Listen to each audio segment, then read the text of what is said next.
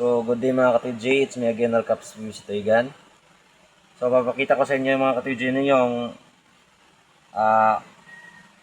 starting sa paggawa ko ng inner parts sa ER15 design. So, first talaga mga ka-TJ, gagawa kayo muna ng lalagyan ng bala yung magazine. Kasi ito yung gagawing level natin. Ito yung pinakauna natin na gagawin. So, yan mga ka-TJ, no? Start tayo. So, first mga ka-TJ, ito, kunin mo yung ano niya, sukat. Sukat nito para yan po yung silbi level niya sa lahat ng inner parts. So, ito. So, ganyan lang.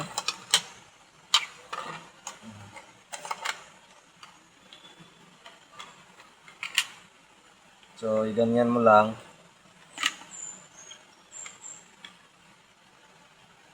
Pag okay na yan dito, okay na, kasalpak na. Yung original na salpak niya, yun yung kunin mo na one. Yan, then ito, dapat na nito talaga dito doon. Ano. Tapos, kunin mo yung, guhitan mo yung dito at saka dito. Yan. So, yan na, guhitan mo. So, ganyan, no? Guhitan mo. Tapos, unahan mo lang. Yan po yung level niya. And then, magbutas ka is dito sa 3 cm.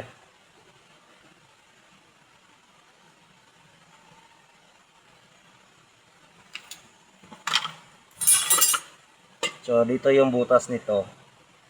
Ganyan yung butas niyan. So, ito yung daanan ng bala. Ito yung magasin. Then, ito yung daanan ng bala. Butas. Tapos, mag-adjust kayo konti dito. 1/2 cm lang. 1/2 cm. Tika lang ha. Sige, para continue tayo. And then, 1/2 cm dito. Then,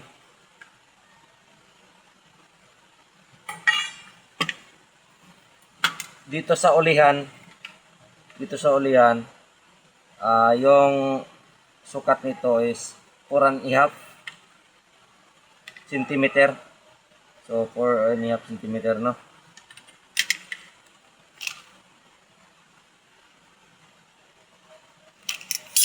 So, 4.5 cm.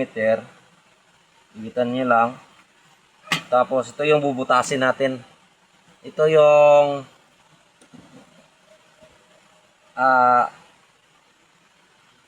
kakabitan ng dito yun, ipapasok yung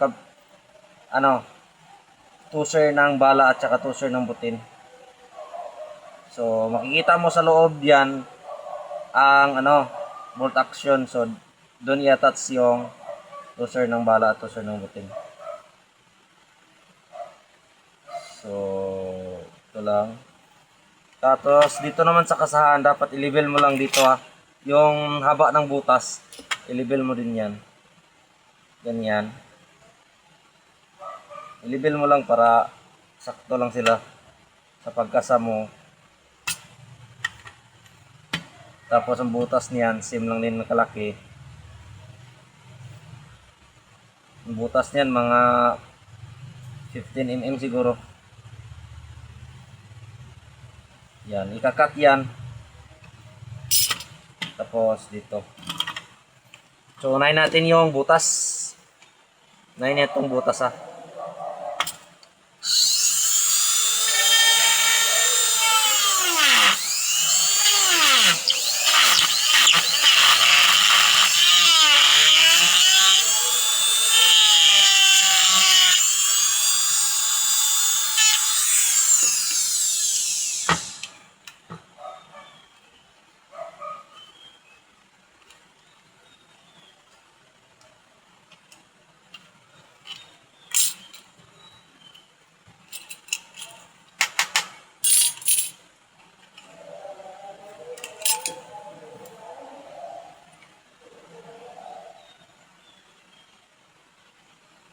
So ang butas mga sir nasa 13 mm or lagpas pa, pwede 15 mm. So pwede ito kalaki oh, yung butas niya. Kasi para yung bala wala talagang sagabal ba pagpasok doon sa receiver natin. So lakihan nyo lang konti yung butas para maganda yung pagpasok ng bala doon sa receiver.